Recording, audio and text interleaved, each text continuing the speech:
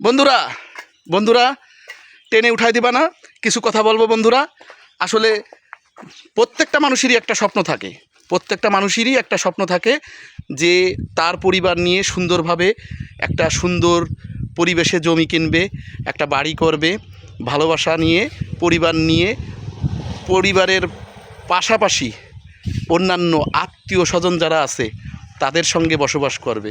তো এই স্বপ্নটা প্রত্যেকটা মানুষই দেখে, আর প্রত্যেকটা মানুষই এই স্বপ্নটা বাস্তবায়ন করতে চায়। তো আমি কিন্তু এই বাস্তবায়ন করার জন্য কিছুটা হলেও উপকার করে থাকি মানুষের। কিভাবে?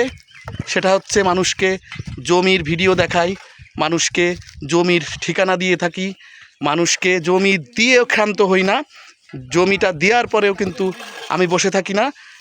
তাদের অন্যান্য যে জিনিসগুলো আছে উপকারের ভিতরে পড়ে, কাগজপাতি চেক করা, এছাড়া বাড়ি তৈরি নির্মাণে যে সহযোগিতা, প্রত্যেকটা জিনিসই কিন্তু আমি করে থাকি।